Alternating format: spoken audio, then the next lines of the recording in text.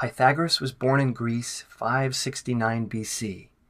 He is credited as being the father of mathematics and the father of geometry. He is also considered to be the father of music.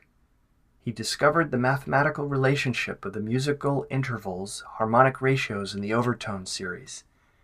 He taught that you could heal using harmonic frequencies and sound. He was the first person to prescribe music as medicine.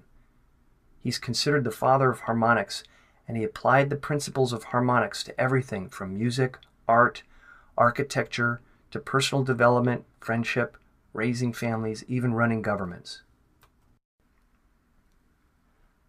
We can rely on a succession of credible scholars to substantiate that Pythagoras was born 2,575 years ago in Greece on a small island called Samos. He lived for approximately 100 years. At a remarkably early age, he exhibited an unparalleled attraction to learning. His father was a wealthy and influential merchant from Tyrus and ensured that Pythagoras received the best education conceivable. He not only studied with the preeminent scholars of his time, but he rapidly surpassed them. This enlightened luminary matured into one of the greatest living masters in history. He contributed important developments in the field of astronomy. Pythagoras was the first known Westerner to declare that the Earth was round, and he taught that the sun was the center of the solar system. Many of his theories were controversial in the West up until the time of Copernicus 2,000 years later. He demonstrated that day and night were the result of the Earth's revolution around the sun. Pythagoras understood and could mathematically predict solar and lunar eclipses as well as the position of the planets at any date in the future. He was the first to divide the Earth into 5 climatic zones ranging from cold polar to warmer equatorial regions. And he taught that the changes of the seasons were due to the tilt of the Earth's axis relative to the sun. Pythagoras was the first to point out that the morning and evening stars were in fact the same planet Venus. He studied the legal system in Crete and Sparta, where he mastered the foundations of law and government. Eventually, he conducted the greatest visionary social experiment in history. During the second half of his life, the Senate continuously sought counsel from Pythagoras. As a result, he exerted tremendous political and governmental influence throughout the region.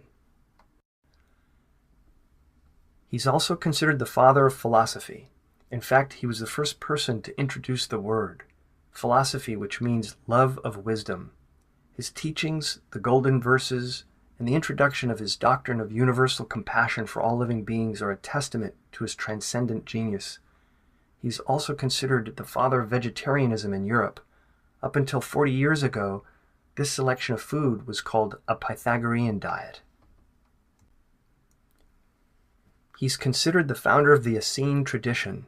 His community was a prototype for the Essene movement, a later derivative of the Pythagorean movement from which Christ emerged and from whom early Christianity had its origin. The Essenes during Christ's time were called Jewish Pythagoreans. Pythagoras was the first person to originate the term and concept known as harmony of the spheres. He loved inventing single words that represented whole fields of knowledge. For instance, he was the first person to coin the word cosmos, which refers not only to the entire universe, but also the perfect order throughout it. He taught that exact laws of harmony were perceptible and measurable, and this perfect order is pervasive everywhere, all the time, from the atomic to the cosmic. Pivotal to his teachings is the comprehension that this order has intelligence streaming through it. And this universal intelligence is accessible through sound. Using vibration, he was able to align the individual to their true divine nature. It was with the monochord and the phenomena of a vibrating string that he was able to demonstrate to his disciples the ubiquitous omnipresence of harmonics as it exists throughout the entire universe. Interesting that even today, modern quantum physicists use the term string theory to communicate an understanding of our universe. Nada Brahma is Sanskrit for all is vibration. Uni means one, verse, song, universe, one song. Here's where it gets really significant. Pythagoras was the first and the last, meaning the only Westerner ever to be admitted and initiated into the Egyptian temples. It is well documented that Pythagoras spent 23 years in these institutions. He's the only outsider in history to become fluent in the Egyptian language, its written characters, and their enigmatic and incomprehensible hieroglyphics. It was here that he mastered mathematics, medicine, music, geometry, architecture, astronomy, the ancient mysteries and rituals, including the stages and evolution of the soul. He brought this wisdom to the West. Pythagoras is considered the founding forefather of Western civilization. One has to ask the following question: why were we never taught this information in school? The fact is that the origins of our culture are deeply rooted in ancient mysticism by an Egyptian initiate. Before his quest in Egypt, he was of course influenced by the writings of Orpheus and familiar with the philosophical schools of Iona. He was initiated into the mysteries of Babylos, Tyre, and initiated into the rites of Baal and Ashtara. He was also initiated into the cult of Morgos. He toured all the oracles of Greece. He settled into solitary hermitage on the slopes of Mount Carmel, secluded in caves where prophecies of Elijah and Elisha were originated.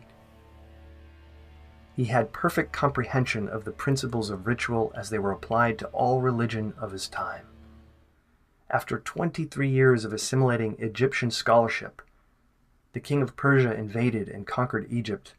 They executed the pharaoh, captured Pythagoras, and took him prisoner to Babylon. They were quick to recognize Pythagoras as a great master. He was allowed to absorb firsthand the wisdom of the Chaldeans, the renowned astronomers and astrologers. He acquired knowledge from the academies of Persia. He was introduced to the most prominent sages, savants, scholars throughout Syria. Pythagoras participated in elaborate purification ceremonies, including consumption of homa and the holy fires of Ashura Mazda. It was at this time he perfected his knowledge of number, astronomy, harmony, and the ability to predict the future with regards to celestial events.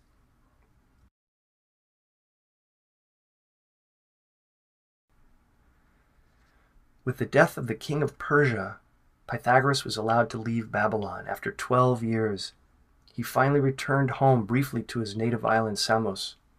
Pythagoras was 55 when he started his community in Crotone, bestowing all his accumulated wisdom to the Western world at a time when Greek civilization was yet unborn. He established a society-university-commune that became the greatest assemblage of devout geniuses the world has ever seen. Thus, his distinction as being the founding forefather of Western civilization. He incorporated a system of gender equality, which was unheard of in his time. Pythagoras was the first person to allow women into the highest echelons of all institutions, governmental, spiritual, and scientific. It was here that he realized that leadership in a political system should not be occupied by individuals of nobility, wealth, power, or military domination, because this always led to corruption and abuse. Nor should leadership result from the majority rule, democracy, because this always leads to mediocrity. His greatest contribution was creating a political system whose leadership was composed of enlightened scientists and initiates placed in strategic positions of influence.